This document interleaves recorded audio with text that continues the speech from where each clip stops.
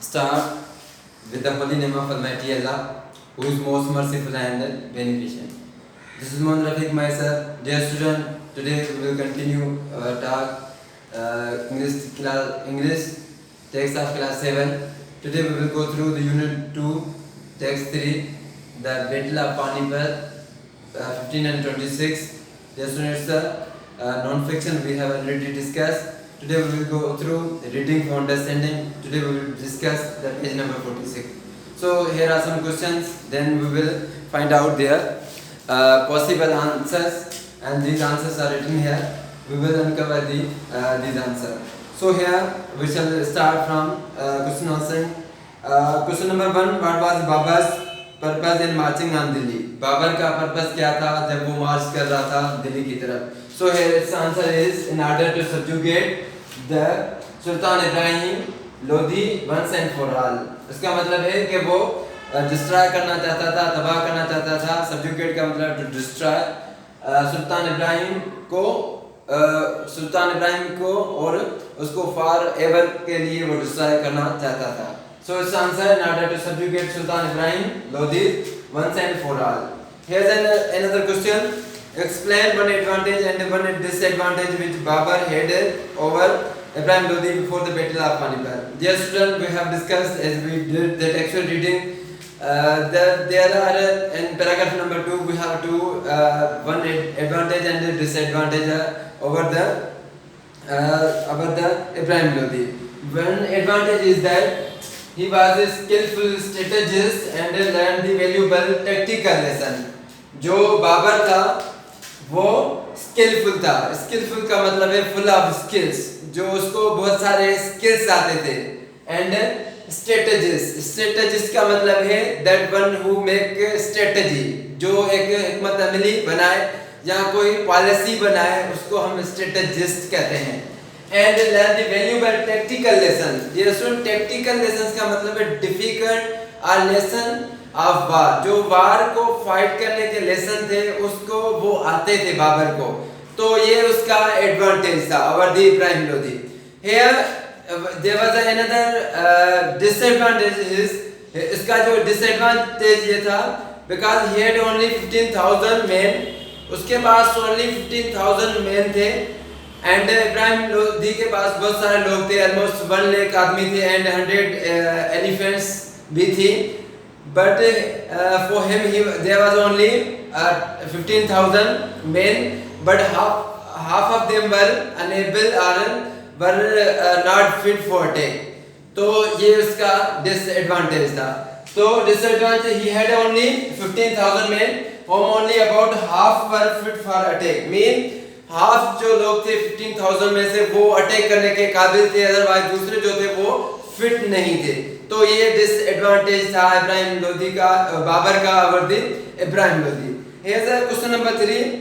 Why were the Turkish gunners so useful to Babar? Dear student, question number 3, जैसे हमने टेक्सो reading की है कि जो टर्किश गनर थे, 2 गनर्स थे, वो बाबर के लिए इतने इम्पोर्टेंट क्यों थे?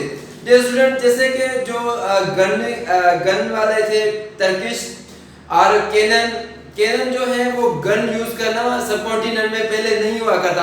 It was formally use in Europe.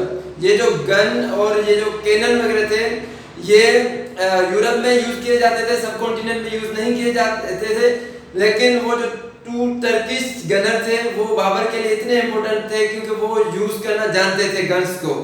So here is answer because they both were mastered. वो मास्टर थे, उनको चलाना आता था. आर्ट ऑफ यूजिंग कैनन्स को यूज करना इन वारफेयर का मतलब है वार में. Here is question number 4. How many men was Babur outnumbered by Ibrahim Lodi? So it's answer is almost 15,000. Mean जो बाबर के पास लोग थे वो 15,000 लोग थे एंड हुमायूं के पास जो लोग थे ऑलमोस्ट 1 लाख के करीब थे एंड 100 एलिफेंट्स का लश्कर भी उसके पास था.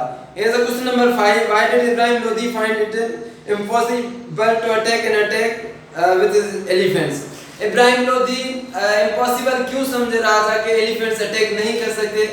Dear student, elephants are the animals. जैसे आपको पता है कि एनिमल का नेचर होता है जब कोई नॉइज वगैरह होता है तो वो एनिमल्स जो है वो उससे डर जाते हैं, तो इसलिए वो जो एलिफेंट्स है वो गन्स और कैनन्स का जो नॉइज आ रहा था इसके लिए वो अटैक नहीं कर सकते थे, वो स्टैम्पीड कर रहे थे, मीन वो रन कर रहे थे, इसलिए it was impossible to attack by the elephant.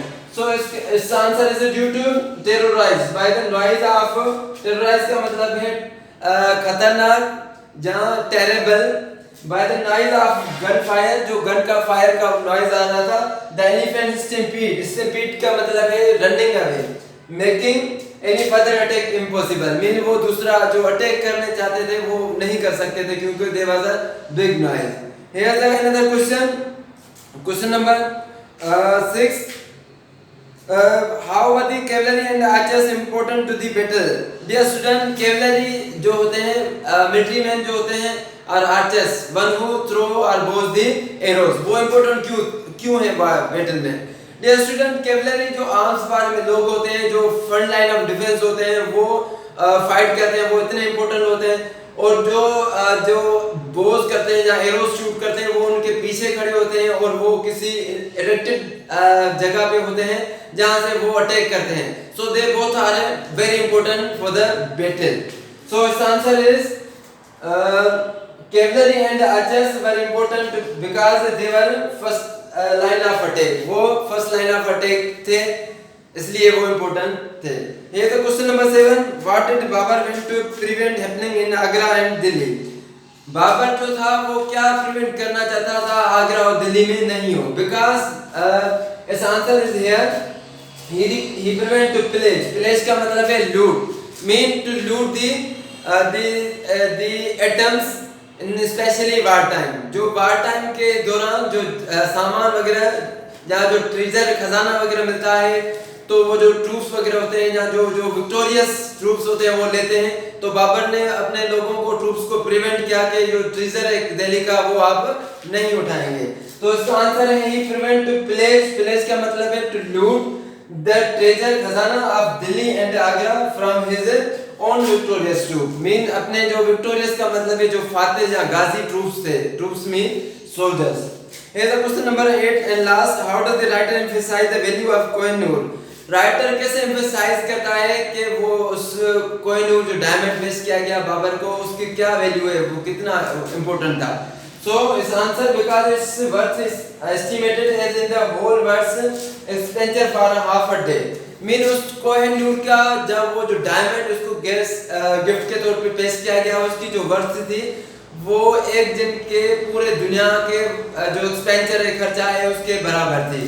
सो इस answer is because it's worth estimated in the whole world, mean पूरे दुनिया का एक्सपेंडिचर जो खर्चा है फॉर हाफ अ डे, एक हाफ डे में जो खर्चा है उसके मीन बराबर थी. So dear students, it was all about the reading for understanding page number 46 that you must go through these question and answer. If you have any question regarding this then you can comment. Thank you for watching today's video. Thank you.